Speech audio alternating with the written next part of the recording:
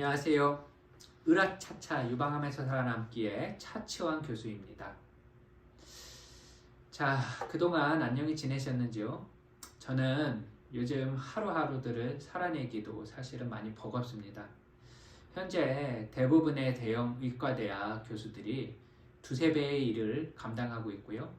새벽 늦은 시간에 자다가 중환자실 환자의 콜을 받고 또 다음날 외래 진료를 하면서 점심도 제대로 못 먹고 이런 상황들이 지금 올해 2월부터 계속되고 있습니다. 이제 곧 해가 바뀌는데요. 저는 종종 주변에 자조감 섞인 말투로 이러다가 전국의 의과대학 교수들의 수명이 3년 이상씩은 단축되고 있다라고 푸념을 하기도 합니다. 현재 말 그대로 의료 현장 일선은 아주 전쟁터입니다. 오랜 시간이 지나왔음에도 불구하고 아직도 이렇게 의료 현장이 개선되고 있지 못하고 또 이 사태가 회복되고 있지 못한 부분에 대해서 저는 사실 상심이 상당히 크고요. 서로 남탓만 하는 이런 정치인들 분들이 이 상황을 빨리 타개하기 위해서, 환자들을 위해서, 또 의료 시스템의 정상화를 위해서 이 실제 의료 현장에 죽어가는 목소리에 귀를 기울여 주셨으면 합니다. 자, 잡설이 좀 길었는데요. 오늘은 제 채널에 아주 열렬한 애청자이신 정인 씨의 댓글에 보답을 해드리고자 유방암 수술 후의 병리 결과 보고서를 해석하는 방법들에 대해서 실제 사례와 함께 소개하면서 말씀드리겠습니다. 먼저 우리가 알아야 할 것은 바이오마커의 개념인데요. 우리나라 말로 굳이 번역을 하자면 이를 생물학적인 인자, 표지자라고도 부를 수 있겠습니다. 바이오마커는 크게 두 가지 종류로 나눌 수 있는데요. 예후인자와 예측인자로 나눌 수 있습니다. 예후란 말 그대로 환자의 암이 재발할 가능성, 그리고 보통 5년 혹은 10년간 생존율 등과 같이 환자의 장기적인 유방암의 상태를 기술할 때 사용합니다. 예후인자란 그러니까 그 정의가 암이 재발할 가능성을 어느 정도 알려주는 바이오마커라고 할 수 있습니다. 반면에 예측인자란 예측, 치료 반응을 예측한다는 뜻인데요. 그러니까 특정한 항암 약제라든지 표적 치료제의 사용을 가이드해 줄 수 있는 바이오마커의 특성을 일컫습니다. 예를 들자면은 어떤 예측인자가 유방암에 강하게 발현이 되어 있다라면은 이를 통해서 바로 그 특정한 항암제를 사용하는 게 환자에게 도움이 된다는 뜻입니다. 자, 이해가 가시나요? 오늘 살펴볼 수술 후 병리 결과 레포트를 잘 읽기 위해서는 핵심이 바로 바이오마커를 이해하는 것입니다. 유방암의 가장 전통적이고 중요한 바이오마커는 바로 호르몬 수용체를 들 수 있습니다. 대개 유방암에 발현되는 에스트로겐 수용체와 프로게스테론 수용체, 영어로는 ER, PR이라고 줄여서 말하는데요. 그것을 숫자로 정량화해서 표현합니다. 호르몬 수용체는 예후인자이자 예측인자인데요. 무슨 뜻이냐면은 호르몬 수용체가 매우 강하게 발현이 되어 있을수록 환자의 예후가 좋다고 알려져 있습니다. 흔히 루미널 서브타입이라고 표현하는 호르몬 수용체가 양성인 유방암 타입은 음성인 경우에 비해서 장기적인 예후가 아주 좋습니다. 암이 재발하는 패턴에 있어서도 수술 후 5년 이후에 재발하는 경우가 많고요. 재발하더라도 상대적으로 덜 공격적이고 치명적인 뼈에 전이되는 경우가 흔합니다. 반면에 호르몬 수용체가 음성인 유방암은, 그러니까 ER, PR이 발현이 안 돼 있는 암은 5년 이내에 단기 재발하거나 생명에 치명적인, 그러니까 바이탈 장기인 폐나 간, 그리고 뇌에 전이가 되는 경우가 종종 있습니다. 이제 또한 예측인자의 측면에서는 호르몬 수용체가 만약에 양성이면 항호르몬 치료제를 사용해야 합니다. 양성의 정의는 대개 1% 이상의 암세포에서 ER이나 PR이 발현되어 있는 것으로 삼는데요.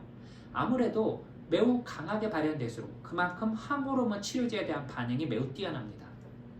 저희 병원에서는 얼레드 스코어라는 점수 체계를 이용해서 호르몬 수용체의 발현 정도를 표현하는데요.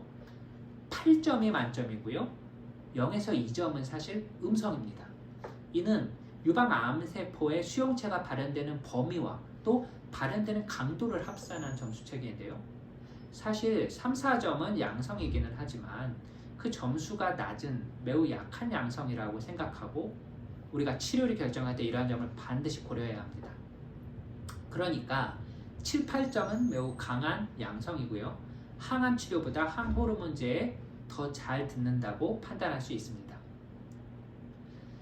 두 번째 바이오마커는 바로 헐2입니다. 우리나라 말로는 인체 표피 성장인자 수용체 2라고 하는데요. 너무 길고 어렵죠? 영어로 간단히 줄여서 헐2라고 지칭합니다. 이 헐2는 10년 전만 해도 양성인 유방암이 예후가 그다지 좋지 않은 편이었어요. 표적 치료제로 국내에서 사용 가능한 약제들이 몇 개 안 됐기 때문이죠. 게다가 헐2는 암세포의 공격적인 성장에 관여하는 성장인자로 특히 이 뇌 전이와도 연관이 깊기 때문에 매우 골치 아픈 유방암종이었습니다. 그렇지만 최근에는 점차 다양한 헐2 표적 치료제들이 개발되고 또 사용되기 시작하면서 환자의 예후가 아주 긍정적으로 점차 향상되고 있습니다.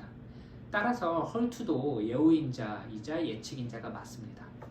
헐2 양성의 기준은 다소 복잡한 편인데요. 암세포의 막에, 세포막에 헐2가 발현되는 범위와 강도를 아주 복합적으로 고려를 해서 면역 염색 결과를 네거티브, 1 포지티브, 2 포지티브, 그리고 3 포지티브로 4단계로 나눕니다. 이 중에서 2 포지티브인 경우에는 염색체상의 유전자 수준에서 헐2의 발현을 다시 확인을 해서 분류합니다. 이를 ISH라고 하는데요. FISH 혹은 CC 검사가 있습니다. 그래서 2 포지티브면서 CC가 양성인 경우와 3 포지티브인 경우를 헐2 양성이라고 표현합니다. 2 포지티브면서 CC가 음성인 경우와 1 포지티브인 경우에는 low 헐2라고 분류를 하는데요. 이는 최근에 사용되기 시작한 NO2와 같은 약제의 적응증과 연관이 있습니다. 궁금하신 분들은 제가 이전에 업로드해드린 NO2 관련 영상을 찾아보시면 됩니다. 어쨌든 전통적으로는 low 헐2를 네거티브와 더불어서 헐2 음성으로 분류합니다. 다시 반복합니다. 헐2가 면역 염색에서 2 포지티브면서 CC나 FISH가 양성인 경우 혹은 헐2가 면역 염색에서 3 포지티브인 경우가 헐2 양성의 정의입니다. 이렇게 대표적인 바이오마커인 ER, PR, 헐2를 측정하기 위해서는 면역 염색 검사가 중요합니다. 이걸 쉽게 설명드리자면은 암세포의 특정한 단백질에 반응하는 특정한 항체라는 것을 붙여서 예를 들면 ER, PR 혹은 헐2의 발현을 항원 항체가 결합하는 면역 반응을 이용해서 정량하는 것입니다. 그러니까 암마다 그 항원성이 다 다르고 여기에 붙는 항체가 다 다르다는 거예요. 그래서 유방암이 이질적이다. 다 똑같지 않다라고 환자분들한테 설명드리는 것입니다. 어쨌든 이 면역 반응을 이용해서 정량하는데 여기에 염색이라는 단어가 들어가는데요. 영어로는 Immunohistochemical Staining, 줄여서 IHC라고 부릅니다. 그러니까 병리 보고서에 Immunohistochemical Staining 이게 들어가면 바로 면역 염색 결과인 거죠. 유방암의 또 다른 대표적인 바이오마커로는 조직학적인 등급을 들 수 있습니다. 영어로는 grade, 특히 histologic grade라고 부르는데요. 이는 1, 2, 3단계로 나뉩니다. 병리학과 교수가 암 조직을 현미경으로 섹션해서 매우 정밀하게 봤을 때 핵의 불규칙한 모양이라든지 유관에 분포하는 것, 또 핵의 분열, 그러니까 암세포는 분열해서 성장하죠. 이 분열 정도 등을 합산해서 점수 체계로 보고하는데요. 이 환자의 그레이드가 높을수록, 그러니까 3단계는 예후가 안 좋다고 여겨집니다. 하지만 이것 자체가 어떤 치료를 결정하는 절대적인 예측 인자는 아닙니다. 병리 결과 보고서를 자세히 들여다보면은 KI67, Ki67 Leveling Index라는 것이 있는데요. 이 Ki67은 퍼센트 값으로 나타나고 암의 증식 속도, 그러니까 암이 얼마나 빠르게 자라냐를 간접적으로 반영해주는 수치입니다. 이게 100%에 가까울수록 유방암이 아주 공격적이라는 것인데요. 문제는 이 KI67 지수가 아직 절대적인 컷오프가 값이 없다라는 것이 바로 문제죠. 그러니까 어떤 연구자들은 20%, 또 어떤 의사들은 30%, 어떤 의사들은 14% 각각의 그런 기준대로 각자 연구를 하고 진료를 하다 보니까 이것이 바로 환자의 예후를 결정할 만한 어떤 절대적인 수치의 값들이 아직 확립되어 있지 않습니다. 이제 또 다른 문제는 이 KI67 지수는 보고하는 병리학 의사들마다 동일한 샘플을 보더라도 그 결과값에 약간 상이한 수치가 나올 수도 있습니다. 이것을 바로 표준화라고 하는데 표준화가 매우 어렵다는 거죠. 그러나 이런 한계들에도 불구하고 많은 임상 의사들은 이 KI67 지수를 특히 환자의 예후라든지 치료 반응을 예측하고 또 판단하는데 참고를 하고 있습니다. 최근에 면역 항암제들이 각광을 받으면서 TIL이라는 수치가 병리 보고서에 루틴하게 등장하기 시작했습니다. 이는 Tumor Infiltrating Lymphocyte의 줄임말입니다. 우리나라 말로 하자면은 종양 침윤 림프구. 쉽게 설명드리자면은 유방암 조직의 면역 반응에 관여하는 림프구의 숫자가 얼마나 발현이 되어 있는지를 나타내는 것입니다. 100가지의 퍼센트 값으로 주어지는데요. 그 값이 높을수록 암에 맞서서 싸우는 면역세포의 발현율이 높다는 것입니다. 이는 바로 좋은 예후 인자고요. 특히 초기 3중 음성 유방암 타입에서는 바로 이 TIL이 높을수록 예후가 좋고 면역 항암제에 잘 반응한다고 알려져 있습니다. 면역 항암제란 기존의 세포 독성 화학 항암제, 우리가 흔히 아는 전통적인 항암제와는 다르게 우리 몸의 면역 체계, 주로 T세포로 대변되는 림프구들의 활성화를 통해서 항암 효과를 높이는 치료제입니다. 궁금하신 분들은 제가 키트루다를 소개했던 3중 음성 유방암 영상을 찾아보시면 도움이 됩니다. 다시 말씀드리자면 기존의 세포 독성 항암제들이 암 세포뿐만 아니라 정상 세포들, 그러니까 머리카락, 골수, 또 간 이런 데는 정상적인 세포들까지 파괴하는 무차별적인 미사일 공격과도 같은 무기 형태라면은 이 면역 항암제는 아군, 그러니까 내 몸의 방어 능력을 높이는 부스터 역할을 합니다. 이를 통해서 유방 암세포와 싸우는 신개념의 공격 무기들이라고 할 수 있겠죠. 다만 한 가지 짚고 넘어갈 점은 유방암은 다른 암종들, 그러니까 멜라노마, 피부암이라든지 혹은 폐암이라든지 이런 다른 암들에 비하면 면역세포가 활발히 발현되어 있지 않은 이뮨 컬드 튜머라고 알려져 있습니다. 그렇기 때문에 면역 반응을 더 유도하기 위해서, 그러니까 면역세포들을 더 이끌어내기 위해서 면역 항암제와 함께 전통적인 세포독성 항암제를 같이 사용합니다. 자, 그럼 마지막으로 실제 환자 케이스를 살펴보면서 설명을 드리겠습니다. 이 환자분은 우측 유방의 다발성 종괴, 유방암을 주소로 유두보존 유방 전절제술, 니플 스페어링 마스텍토미를 받은 분입니다. 첫 줄을 보시면 보고서에 Invasive Breast Carcinoma, NST라고 나와 있는데요. 이것은 침윤성 유방암이고 NST는 Non-Specific Type, 그러니까 가장 흔한 침윤암인 유관암의 종류라고 할 수 있습니다. 암의 위치는 유두를 기준으로 상외측과 유두 아래 이렇게 두 군데가 있었고요. 그러니까 암이 두 개가 있었고 3번의 튜머 사이즈가 각각의 암의 크기입니다. 5번의 그레이드는 앞서 말씀드린 암의 조직학적인 등급이고요. 이 환자는 중간 정도 등급이네요. 7번에서는 암세포가 주변 혈관을 침윤했는지 유무인데요. 림포베스큘라 인베이전은 아무래도 이게 있을수록 조금 나쁜 예후에 관여하긴 합니다. 9번은 주변에 제자리암, DCIS라고 표현하는데요. 이 제자리암이 침윤암 주변에 같이 퍼져 있었다는 것인데요. 그 크기랑 개수가 나와 있습니다. 그리고 10번은 앞서 말씀드린 TIL이고요. 10에서 20% 사이로 나와 있네요. 12번은 수술한 절제연, 그러니까 수술한 마진에 암세포가 걸려있는지 검출되어 있는지 유무인데요. uninvolved란 우리나라 말로 하면 수술이 아주 깨끗이 잘 됐다는 의미고 이 환자에서는 마진과 암세포의 거리가 4mm입니다. 가장 중요한 13번이 바로 병기입니다. 보통 암의 크기와 림프절 전이 유무를 바탕으로 TNM 병기를 구분하는데요.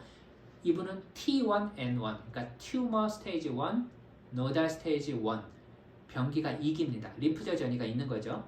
AJCC란 미국 암위원회에서 발표한 8판의 기준으로 보통 병기를 분류하는데요. 이 구글에 breast cancer, AJCC라고만 검색해도 병기에 대한 자료들을 확인할 수 있습니다. 혹은 한국 유방암학회에서 발간되는 유방암 백서라는 게 있어요. 그 백서를 보시면은 그 내용이 자세히 나와 있습니다. 코 아래에 전이를 동반한 림프절 개수가 나와 있는데요.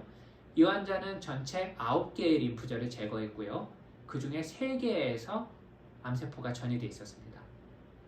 센티넬 림프노드는 감시 림프절을 의미하고요. 보통 수술 시에 서너 개 정도를 제거해서 전이 여부를 확인합니다. 이어서 면역 염색 결과를 보시면요. 1번이 에스트로겐 수용체, 즉 ER입니다. 앞서 설명드렸죠. 3점하고 5점을 합해서 아래 토탈 스코어 총 8점이고요. 8점이 만점이니까 매우 강한 양성임을 알 수 있습니다. 이번에 프로게스테론 수용체를 보시면 마찬가지로 총 8점입니다. 3 더하기 5 마찬가지 매우 강한 양성이고요. 3번에 HER2 달리 표현하면 이걸 CERB2라고도 합니다. 같은 말이에요.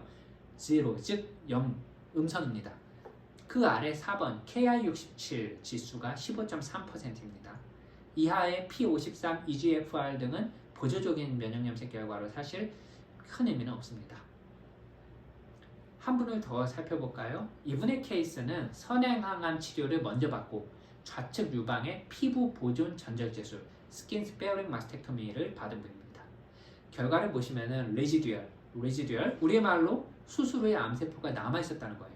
그러니까 괄호 안에 포스트 니오주번트 즉 선행항암 치료 후에도 암이 남아있는 결과라고 나와 있습니다. 암의 위치는 유두 아래이고 4번의 튜머 사이즈가 침윤암의 크기입니다. 2.1cm죠. 그러니까 2기의 이상에 해당하는 겁니다. 그레이드는 중간 정도고요. 또 특이할 만한 것은 이분은 선행암 치료를 했기 때문에 7번에 약물에 대한 치료 효과가 나와 있습니다. 영어로 RCB index라는 지표가 있습니다. RCB 클래스 3이라고 되어 있는데요. 이거는 약물 치료 후에 반응이 그다지 좋지 않은 케이스를 의미합니다. 만일 완전 관해가 온 경우는 RCB 0, 0이죠. 즉 이게 높을수록 예후는 좋지 않은 거예요. 13번의 T는 40에서 50% 사이고요. 15번의 절제연의 상태는 침범하지 않은 것입니다. 만일 여기서 involved로 되어 있었다면 이건 수술 마진에 암세포가 걸려있는 거죠. 되게 재수술을 해야 합니다. 16번이 사실 제일 중요한 병기인데 YP로 시작을 하는 것은 선행항암 치료 후에 수술했음을 나타내는 약어입니다. T2N2 즉 3기 초반이에요. 이 환자는. 이어서 면역 염색 결과표를 보시면은 1번 ER은 3 더하기 4 총 7점이죠. 강한 양성입니다. 2번 PR은 3 더하기 5 즉 8점 만점으로 강한 양성. 그 다음에 CERB2 즉 HER2는 중간 2 positive입니다. KI67은 67.5%로 매우 높은 편이고요. HER2가 중간이니까 아까 제가 2 positive면은 유전자 검사를 한다고 그랬죠. 그래서 CC를 했습니다. 그 결과는 양성입니다. 보시면은 gene, 유전자, amplification, 증폭이 관찰이 된다는 뜻인데요. 유전자가 증폭돼서 나타났다는 의미로 HER2가 양성인 케이스입니다. 만일 음성인 경우에는 영어로 amplification was not observed 라고 보통은 표현됩니다. 자, 오늘은 많은 환자분들이 가장 많이 궁금해하시고 또 가장 어렵게 생각하시는 수술 후의 병리 조직 검사 결과 보고서를 보는 방법에 대한 내용입니다.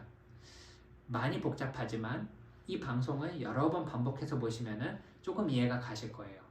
이를 통해서 과연 나의 유방암이 몇 기이고 또 내가 수술 후에 어떤 여력을 가지는지 또 내 유방암의 바이오마커의 발현은 과연 어떠한지를 한눈에 쉽게 알 수 있습니다. 보통 전문 의사들은 이 병리 보고서를 바탕으로 수술 후에 보조 치료 여부를 결정합니다. 자, 차 교수의 쉬운 강의가 만족스러우셨다면 댓글과 좋아요 그리고 영상 공유 널리 부탁드립니다. 특히 유방암 한우의 카페 등에 많이 좀 공유해 주시면 감사하겠습니다. 자, 또 유방암에 대해서 궁금한 것이 있으신 분들은 이 영상에 댓글을 남겨주시면 제가 다음 강의 주제로 선정하는 거 고려해 보겠습니다. 이제 곧 새해인데요. 해피 뉴 이어입니다. 새해에는 모두 건강하시고 또 행복하시고 감사한 마음으로 한 해를 보내시기를 바랍니다. 연말연시 잘 보내세요. 시청해주셔서 감사합니다.